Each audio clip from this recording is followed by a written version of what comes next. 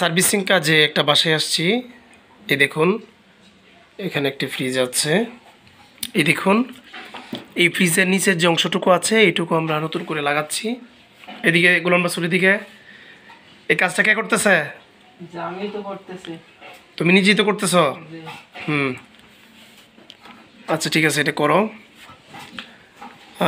ফ্রিজের যদি পানি পড়ে তাহলে এদিক দিয়ে এসে ওই পাশে বা এই পাশে পানি পড়ার পর এই অংশটুকু নষ্ট হয়ে যায়। পানি যদি না পড়ে তাহলে এত সহজে ফ্রিজের বডি নষ্ট হয় না। আমাদের অধিকাংশ কাজই আমরা বাসায় যেয়ে করে থাকি। যেসব কাজ ক্রিটিক্যাল এবং সময় সাপেক্ষ বিষয় দোকানে নিয়ে আসি। এই দেখুন, এখানে যে নিচের অংশটুকু দেখাও দেওয়া দেখি। এই দেখুন, এরকমভাবে আমরা ওয়ার্কশপ থেকে শীট ব্যান করে মাপ দিয়ে আমরা নিয়ে আসি। আমরা সবসময় এই দেখুন, এখানে অনেকগুলি রেডি আছে। 1টা 2টা 3টা 4টা আর একটা 5টা। আমরা 5টা এখানে নিয়ে আসছি। নিয়ে আসার উদ্দেশ্য হলো এখানে যেটা লাগে সেটাই আমরা লাগাবো। এগুলো 20টা 30টা 40টা করে আমি চেষ্টা করি আমার ওয়ার্কশপে রেডি রাখার জন্যে। অনেক সময় এইসব কাজ যখন আসে তখন এগুলো ওয়ার্কশপ থেকে আমরা ব্যান করে বানিয়ে আনতে গেলে অনেক সময়ের প্রয়োজন হয়। যার কারণে আমরা বিভিন্ন সাইজের কমন যে সাইজগুলি আছে এই সাইজগুলি আমরা তৈরি করে রাখি যাতে সহজেই কাজ করতে পারি। আপনারা যারা সার্ভিসিং কাজ করেন তারা চাইলে এরকমভাবে এগুলো বানিয়ে রাখতে পারেন, তাহলে সময় এবং টাকা উভয়টাই বাঁচবে।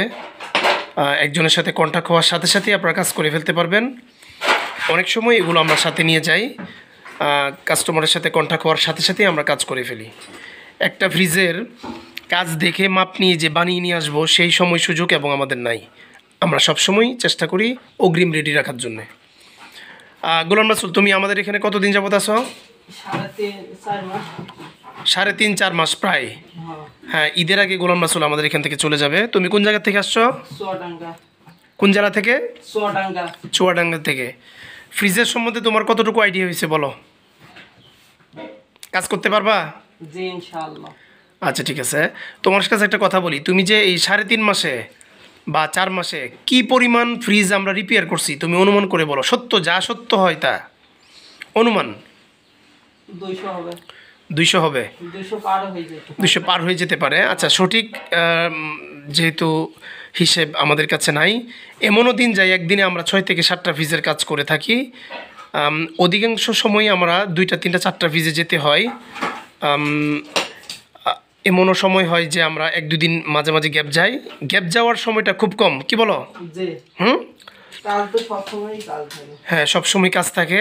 আমাদের ফ্রিজের কাজের বর্তমানে এত চাহিদা যে আমরা অন্য অন্য যে কাজগুলি করি, সেলাই মেশিন বা আরও অন্য অন্য যে কাজগুলি আছে, ওই অধিকাংশ কাজই আমি টোটালি বন্ধ করে দিছি শুধু ফ্রিজের কাজের জন্যে।